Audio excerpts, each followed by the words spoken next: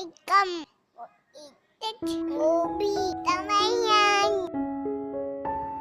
எல்லாருக்கும் வணக்கங்க.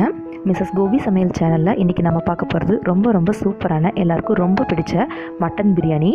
இது வந்து இன்றைக்கி தம் பிரியாணி வந்து செஞ்சு காமிச்சிருக்கேங்க. ஃபஸ்ட்டு உங்களுக்கு இதுக்கு தேவையான இன்க்ரீடியன்ஸ் எல்லாம் வந்து நான் கொடுத்துருக்கேன், அதை வந்து செக் பண்ணிக்கோங்க. இந்த இன்க்ரீடியன்ஸ் வந்து இதே அளவு ஃபாலோ பண்ணிங்கன்னா உங்களுக்கு வந்து பெர்ஃபெக்டான தம் பிரியாணி வந்து கிடைக்குங்க. மேலும் வந்து இதுக்கு நான் வந்து டிஸ்கிரிப்ஷன் பாக்ஸ்லேயும் வந்து கொடுத்துருக்கேன் இன்க்ரீடியன்ஸ், வேணுங்கிறவங்க அதுலேயும் செக் பண்ணிக்கோங்க. ஃபஸ்ட்டு வந்து இதுக்கு தேவையான பொருட்கள் வெங்காயம், தக்காளி இதெல்லாம் வந்து நல்லா நறுக்கி எடுத்து வச்சுக்கோங்க. புதினா கொத்தமல்லியும் வந்து சுத்தம் பண்ணி எடுத்து வச்சுக்கோங்க.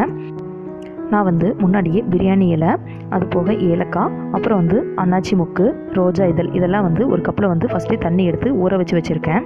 இந்த மாதிரி செய்யும்போது நம்மளுக்கு வந்து அந்த மனம் வந்து நல்லா கிடைக்குங்க பிரியாணியில். நம்ம வந்து இந்த மாதிரி ஊற வச்சுட்டு அப்புறம் அது எண்ணெயில் சேர்த்துக்கலாம். ஃபஸ்ட்டு வந்து ஒரு பாத்திரத்தை வந்து அடுப்பில் வச்சுட்டு அதில் வந்து எண்ணெய் சேர்த்துக்கோங்க. நல்லா அடிகனமான பாத்திரமாக எடுத்துக்கோங்க.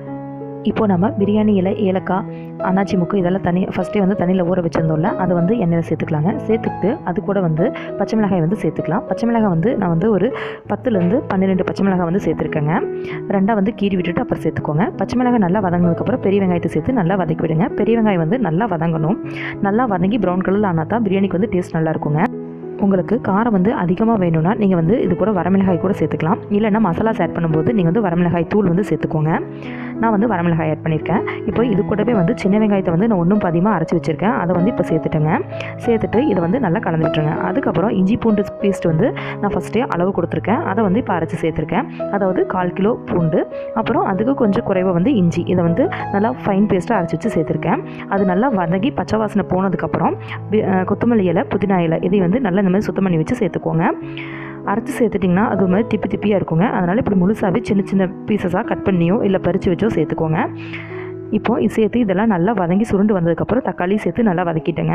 தக்காளி வதங்கினதுக்கப்புறம் பட்டை, கிராம்பு, சோம்பு சேர்த்து அரைச்சி வச்சோல்ல அந்த பவுடரை வந்து இது கூட சேர்த்துக்கலாம். நான் இதுக்கு வந்து அளவு வந்து கீழே டிஸ்கிரிப்ஷனில் கொடுத்துருக்கேன், செக் பண்ணிக்கோங்க. அப்புறம் வந்து லெமன் ஜூஸ் வந்து கொஞ்சம் ஆட் பண்ணிக்கோங்க. ஒரு லெமன் அளவுக்கு நான் இன்றைக்கி ஜூஸ் ஆட் பண்ணியிருக்கேன். இது கூடவே வந்து நல்லா புளிக்காத கெட்டியான தயிர் வந்து சேர்த்து நல்லா கிளறி விட்டுக்கோங்க. இப்போது இந்த மசாலா எல்லாம் வந்து நல்லா சுருண்டு வதங்கி வரணுங்க. இது நல்லா வதங்கி வந்ததுக்கப்புறம் நம்ம வந்து இதுக்கு தேவையான அளவு உப்பு சேர்த்துக்கலாம். நான் வந்து ஒரு பாத்திரத்தில் வந்து தண்ணி வந்து முன்னமே இந்த அரிசிக்கு தேவையான அளவு தண்ணி வந்து சூடு பண்ணி வச்சுருக்கேன். இப்போ வந்து மசாலா நல்லா சுருண்டு வந்ததுக்கப்புறம் வேக வச்சு எடுத்து வச்சுருக்க மட்டனை வந்து சேர்த்துக்கலாங்க. மட்டன் வந்து நம்ம எப்பவுமே முன்னமே வேக வச்சு எடுத்து வச்சுட்டா நம்மளுக்கு வந்து டக்குன்னு வேலை முடிஞ்சிடும். அதாவது மட்டனை தனியாக வேக வைக்க வேண்டாம். அது கூட வந்து கொஞ்சமாக இஞ்சி பூண்டு பேஸ்ட்டு, பட்டை, கிராம்பு தூள் சேர்த்து ஒரு குக்கரில் வேக வச்சுக்கோங்க. இப்போது மட்டனை சேர்த்து நல்லா கலந்து விட்டுட்டு அதுக்கப்புறம் தண்ணி சேர்த்துக்கோங்க. தண்ணி கொதிச்சதுக்கப்புறம் நம்ம வந்து அதில் வந்து அரிசி சேர்த்துக்கலாம்.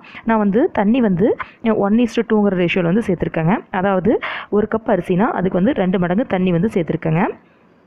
இது வந்து பிரியாணிக்கு வந்து பர்ஃபெக்டாக இருக்கும். இப்போது இதெல்லாம் சேர்த்துட்டு நல்லா கலந்து விட்டுருங்க. அரிசியெல்லாம் சேர்த்து நல்லா தளதளன்னு கொதிக்கிற சமயத்தில் அப்பப்போ மட்டும் கிளறி விடுங்க. அடிக்கடி கிளறிட்டே இருந்தால் சாப்பாடு வந்து நம்மளுக்கு குழஞ்சி போயிடும். ஸோ ஒரு கொஞ்சம் நேரத்துக்கு ஒரு டைம் மட்டும் அடி வந்து நீங்கள் அடி பிடிக்காமல் இருக்கிறதுக்காக கிளறி விட்டு பார்த்துக்கோங்க.